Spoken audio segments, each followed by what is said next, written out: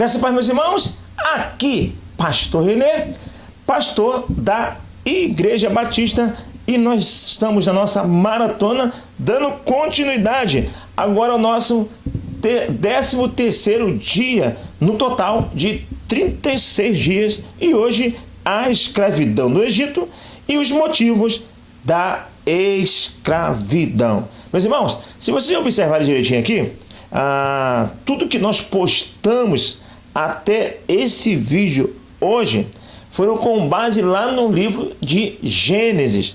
Todos esses vídeos, esses 12 vídeos que nós postamos na nossa maratona, todos eles estão com base no livro de Gênesis.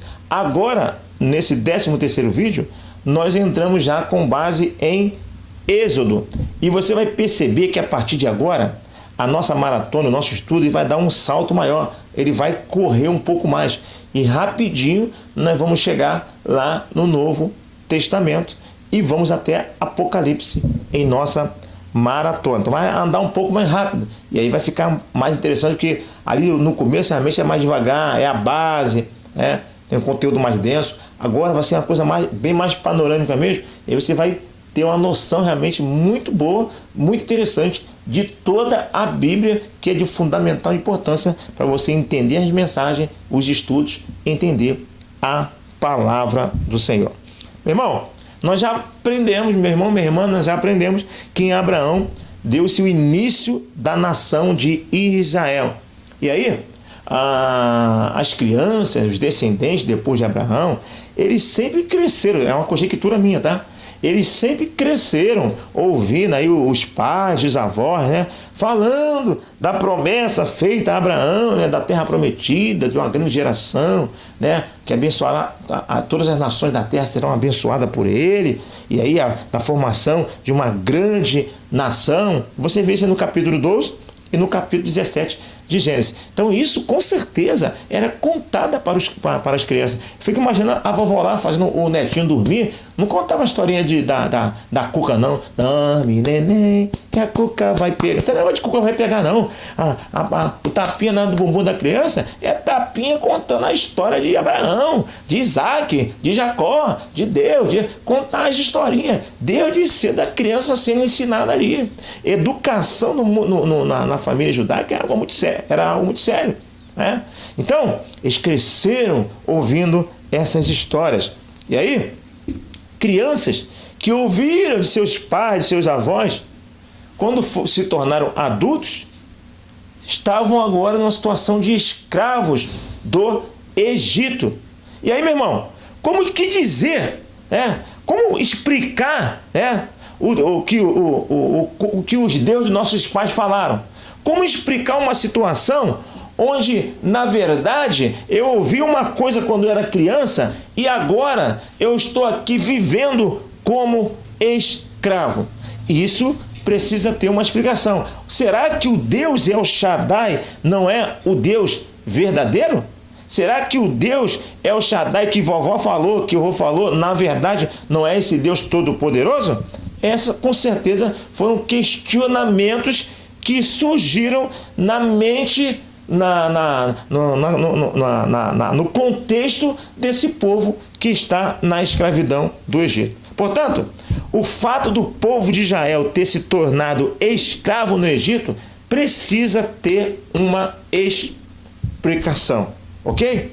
Um detalhe interessante, ainda no tempo de Abraão, lá muito tempo antes da escravidão do Egito, lá no texto de Gênesis capítulo 15, 13 a 16, você vê que Deus já tinha falado para Abraão que o povo ficaria como escravo no Egito, há muitos e muito tempo antes do acontecimento.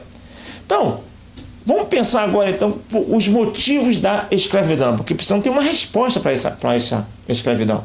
Afinal de contas, tinha uma promessa de Abraão. Por que essa promessa não está se concretizando no povo? Vamos pensar então na questão política. Pense comigo, se alguém quiser domesticar um leão, terá que prendê-lo desde pequeno. Você quer domesticar um leão? Pega ele pequenininho, ele vai crescendo, crescendo, crescendo, crescendo, crescendo, crescendo, crescendo. E aí então, depois que ele crescer, ele vai crescer domesticado. Agora vai lá pegar um leão grandão na selva, você vê. é outra realidade. Essa, mais ou menos, essa comparação nos ajuda a entender, na minha conjectura, o pensamento de Faraó. Ele viu o povo crescendo, o leãozinho estava crescendo em número. Aí ele falou, rapaz, esse povo vai crescer muito aí, está crescendo muito, esse povo vai dominar a gente, cara. Então, antes que ele cresça, vira um leão, né, entre aspas, vamos dominar esse leão. Vamos dominar esse povo. E aí, então, politicamente, Faraó vai lá e domina o povo. Essa é uma explicação política da escravidão. Bom, mesmo, meu irmão, o Faraó ali, não conhecendo a José, tem que fazer assim, ó, o José morreu, aquele José do Egito morreu, e o novo Faraó não conhecia a José. Mesmo tendo esse fato concretizado, do novo Faraó não conhecer a José, e ter escravizado aquele povo, e talvez esse domínio possa ser uma vingança, porque é uma historinha aí, de que no tempo de José, o rei, ele era, apesar de ser egípcio, ele veio de uma descendência semita, uma história aí. E um povo chamado Hykson, alguma coisa assim, o povo Hykson, se não me engano, o Hykson, dominou um tempo o povo do Egito. E esse povo que dominou o Egito era descendente de Israel, do povo de Israel. Ou seja, na verdade não seria o Faraó que é descendente, não. Descendente, na verdade, esse povo Hykson que dominou o Egito. Só que depois o Egito reconquistou as suas terras. E como esse povo que tinha conquistado o Egito tem um parentesco lá no passado com o povo de Israel, semita, de origem semita, o Faraó então vai lá e domina. Além de não conhecer o José da história, ainda há quem diga que esse fator histórico também contribuiu para que o Faraó fosse lá e dominasse o povo. Ou seja, tem vingança misturada esse negócio aí. Mas mesmo assim, tendo esse fator político, a grande questão é, por que Deus deixou acontecer? Essa é a grande questão. Bom, aí vem a segunda possibilidade. O motivo da escravidão foi a questão do povo ter se envolvido com a idolatria. Tudo isso é conjectura. Logo, o motivo então de Deus ter deixado o povo ser transformado em escravo foi religioso. Ou seja, é castigo por ter se envolvido com a idolatria do Egito. Ok? Então tudo isso é apenas uma conjectura e que não é definitivo. Logo, nós temos aí o motivo político e temos aí o motivo religioso. O motivo político está claro. Tem política no negócio aí. Agora, mesmo tendo política, tem um Deus. Por que Deus deixou? A conjectura é por causa do pecado. É castigo por causa do pecado. E aí também pode ser que a escravidão pode ter sido por causa do pecado e pelo fato de Deus ter usado como castigo. Ou seja, vou explicar melhor. O povo pecou no sentido religioso. Deus vai castigar esse povo. Ao mesmo tempo que Deus quer castigar o seu povo por causa do pecado e idolatria, Deus tem um projeto de se manifestar o poder dele no Egito, para que esse poder venha a ser ecoado em todas as nações. Aí Deus pensa assim, bom, já que eu tenho aqui um povo que está pecando, não está me obedecendo, e eu tenho esse projeto aqui, eu vou unir o útil ao agradável. Deus castiga o povo, deixando Faraó os dominar, porque depois ele quer também pegar Faraó e arrebentar com a cultura, com as crenças dele, e assim então divulgar. O povo paga o pecado dele por se envolver com a idolatria, e Deus usa esse povo para glorificar o nome dele e levar esse povo para a terra prometida, que já era projeto dele, promessa dele lá a Abraão. Tem sentido, não tem? Nós não temos essas narrativas concretas na Bíblia, mas essa conjectura faz muito sentido. Então tudo indica que o motivo da escravidão foi político e religioso. Tudo indica não. com certeza o motivo da escravidão foi político e também tudo indica que foi religioso. O religioso é uma conjectura, mas tudo indica que foi religioso também. Vamos às nossas aplicações práticas para encerrar o nosso vídeo. Lembre sempre, você deve sempre trazer as suas aplicações, nos ajudar no nosso conteúdo, que é a nossa parte mais importante. Primeira, a revelação da escravidão mostra mais uma vez um Deus que é onisciente. Lá em Gênesis, lá em Abraão, muito tempo antes, Deus já tinha revelado que ia ter um povo, ia sofrer, mas depois ia ser resgatado. Em nosso futuro, não há acasos, meus irmãos. A propósito, no meu futuro, no seu futuro, não tem acaso, tem propósito. Nós servimos a um Deus onisciente. O futuro é futuro para mim, futuro para você, mas não é futuro para Deus. O nosso futuro já é passado para Deus. Então você serve a um Deus que cuida da tua vida, nossa vida. Não há acaso nas coisas essenciais de nossa vida, não há acaso, há projetos. A propósito. Segundo, no capítulo 1 de Êxodo, relata um faraó tentando barrar o crescimento do povo. Esse povo está crescendo, hein? Rapaz, está crescendo. E aí, ó, arrebenta com esse povo. Dominou, mas mesmo dominado, o povo está crescendo. Opa, está crescendo, manda matar as crianças. Mata. E não adianta. O povo cresceu e cresceu. O que eu aprendo com isso? Diferente de nos destruir, perseguições podem fazer-nos crescer. Perseguições, situações adversas, podem nos fazer crescer. Terceiro,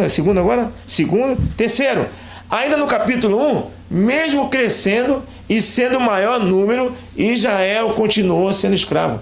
Ele estava lá como escravo, cresceu, mas apesar de ter crescido, ele conseguiu se libertar da escravidão? Não, ele continuou sendo escravo, o povo de Israel. O que eu aprendo com isso? Não é a quantidade de pessoas que determina o sucesso ou a derrota. Não é a quantidade.